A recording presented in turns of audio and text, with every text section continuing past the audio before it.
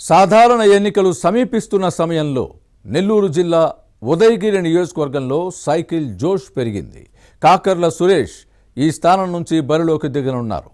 దీంతో అసమ్మతి గళం విప్పిన మాజీ ఎమ్మెల్యే బొలినేని రామారావును పార్టీ అధినేత చంద్రబాబు బుజ్జగించారు.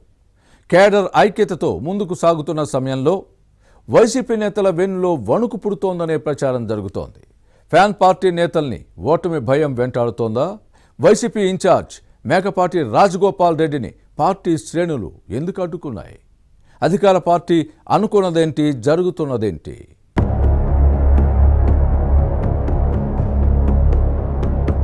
ఉమ్మడి నెల్లూరు జిల్లా ఉదయగిరి అసెంబ్లీ స్థానం రాజకీయ చైతన్యానికి ప్రతీక.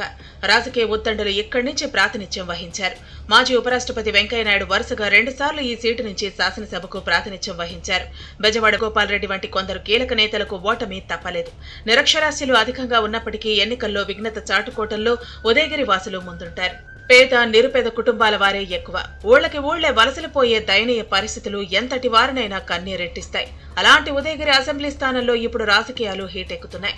వచ్చే ఎన్నికల్లో ఎవరికి పట్టం కడతారనే అంశం ఆసక్తిగా మారింది. టీడీపీ నుంచి కాకర్ల సురేష్ బరిలో దిగనున్నారు. సామాన్య కుటుంబంలో జన్మించిన కాకర్ల సురేష్ బాగా చదువుకుని అమెరికాలో స్థిరపడ్డారు. టీడీపీ అధినేత చంద్రబాబు సూచనతో 3 ఏళ్లుగా విస్తృతంగా సేవా కార్యక్రమాలు నిర్వహిస్తున్నారు. విద్య, వైద్యం, ఉపాధిపై ఫోకస్ పెట్టి పేరు తెచ్చుకున్నారు. మొదటి జాబితాలోని కాకర్లని అభ్యర్థిగా ప్రకటించారు చంద్రబాబు.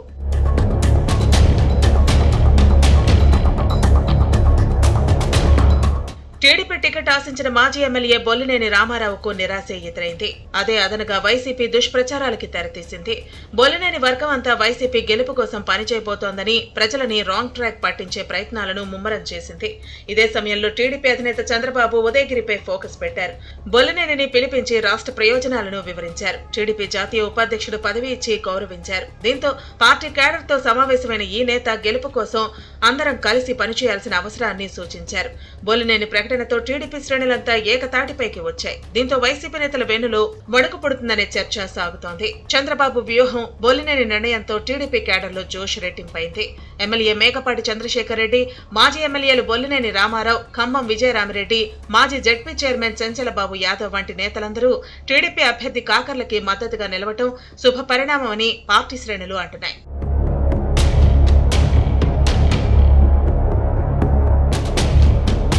మరోవైపు వైసీపీ అధికారంలోకి వచ్చినప్పటి నుంచి పార్టీలో వర్గ విభేదాలు తలనొప్పిగా మారాయి. ఎమ్మెల్యే మేకపాటి చంద్రశేఖర్ రెడ్డి పార్టీలో ఘోర అవమానాలు ఎదుర్కొన్నారు.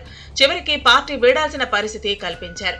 ఈ నేత సొంత సోదరుడు మేకపాటి రాజగోపాల్ రెడ్డిని ఇన్ఛార్జిగా రంగంలోకి దించారు. కానీ ఇప్పటికీ వర్గ విభేదాలను సరిదిద్దలేకపోయారు.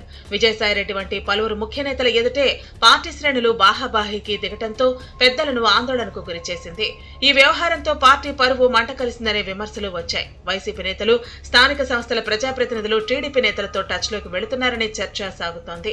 ఇప్పటికే పలువురు టీడీపీ తీర్థం పుచ్చుకున్నారు. మరికొందరు కూడా అదే బాటలో ఉన్నారు. ఇటీవల రాజగోపాల్ రెడ్డి జలదంగి మండలంలో గడప గడపకి వెళ్లినప్పుడు సొంత పార్టీ కార్యకర్తలే తరిమేశారంటే అధికార పార్టీ పరిస్థితి ఎలా ఉందో అర్థం చేసుకోవచ్చు. గత ఎన్నికల్లో వైసీపీ గెలుపు కోసం పనిచేస్తే తమపైనే అక్రమ కేసులు బనాయించి వేధించారంటూ తీవ్రంగా మండిపడ్డారు.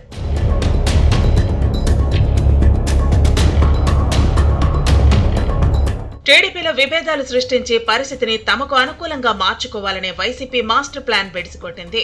చంద్రబాబే స్వయంగా రంగంలోకి దిగి పరిస్థితిని సెటరేట్ చేయటం ఫ్యాన్ పార్టీ వ్యూహం విఫలమైందనే టాక్ ఉంది.